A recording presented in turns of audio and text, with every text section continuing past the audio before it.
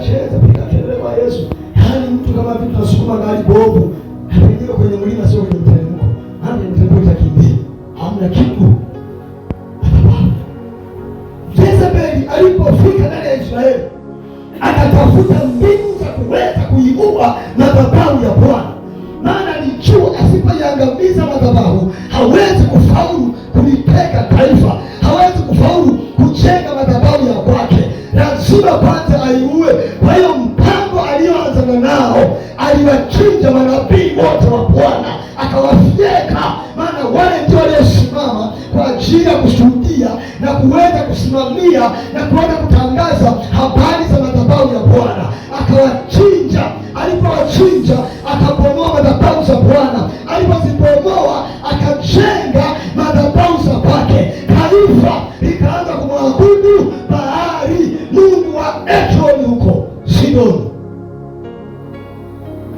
Sasa sikiliza, jamani, Yesu atusaidie, kanisa Yesu atusaidie.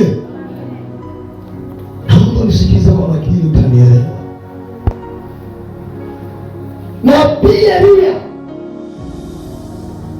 ambaye alikuwa amebaki, maana manabii wengine 7,000 Bwana kaenda kuwaficha. Elia akajikuta amebaki ni yeye kama yeye, wengine wamefichwa. Hii nasema yule mwanaume akasikia hasira. Jamani, Yesu asifiwe, Yesu asifiwe. Hii inasema tuwapate wapi wanawake wanaojua kuomboleza? Waomboleza kwa ajili ya Bwana. Heni kina mama, ombolezeni kwa ajili ya kanisa la Bwana ambayo shetani anataka kuliteka mateka. Mama msimanzi anasema wakina mama ni jeshi kubwa. Sawa, na mimi ninakubali, lakini je, hilo jeshi kubwa limekubali kutekwa? Tuwapate wapi? Elia akasikia wivu ndani yake, hasira ikapanda, akasema hata kama niko peke yangu haiwezekani. Siwezi kukubali kuona madhabahu ya Bwana imevunjwa, imejengwa madhabahu ya Baali, taifa linaanza kuabudu miungu. Akachukia. Sasa akasema hii ni vita ya madhabahu. Ndugu, nikwambie, vita madhabahuni inapigana madhabahuni na inaishia madhabahuni. Mwanaume akasema sasa, kwa sababu ni vita ya madhabahu, na mimi ngoja niende. Akapanda kwenye mlima, akafunga na kuomba, akamwambia Mungu, sikiliza, sikiliza, ninaona wivu kwa ajili ya Israeli. Bwana akasema kwa nini? Akasema haiwezekani.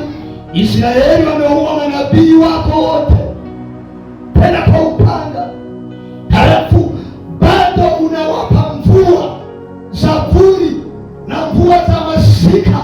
Wanalima, wanapanda, wanavuna, lakini huku madhabahu yako imekufa. Sasa Mungu nisikilize, mimi ninasema kama Elia, nasema mvua haitanyesha ndani ya taifa kwa muda wa miaka 3 na miezi 6 mpaka kwa neno langu mimi Elia nitakaposema. Akafunga mjadala, maana ni vita ya madhabahu. Jamani, Yesu atusaidie. Yezebeli amekuja kwa njia ya kuchinja.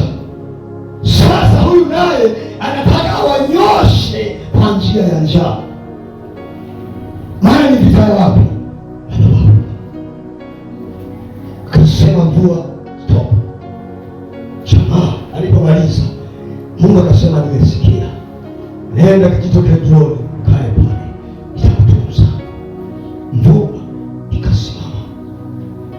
Maandiko yanasema baada ya siku nyingi kijito Kidroni kikakauka, hakina maji tena. Bwana akamwambia nenda Sarepta, nimemwagiza mwanamke mchane akutunze. Jamaa akatembea mpaka Sarepta. Alipofika akamkuta yule mama anaokota kuni ili apike chakula ale, yaani amebaki na unga kidogo, mafuta kidogo, ni msosi wa mwisho. Akimaliza kula asubiri kufa, maana mvua hakuna, njaa imeenea, mito imekauka, visima vimekauka, amebaki na mafuta kidogo, amebaki na maji kidogo, amebaki na unga kidogo, hana matumaini ya kuishi tena. Elia akamwambia, sikiliza mama, tengeneza, nipe maji ya kunywa. Mama akasema, sikiliza mtu wa Mungu,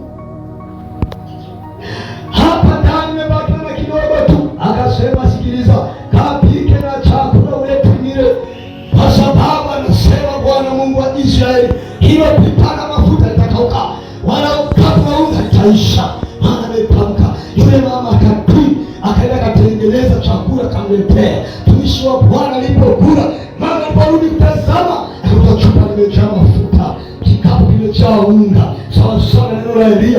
Maana ni vita ya madhabahuni. Lazima wapenda tujifunze kuingia kwenye vita ya madhabahu, tuweze kuharibu madhabahu ambazo adui anajaribu kutengeneza ili kurudisha kazi ya Mungu nyuma.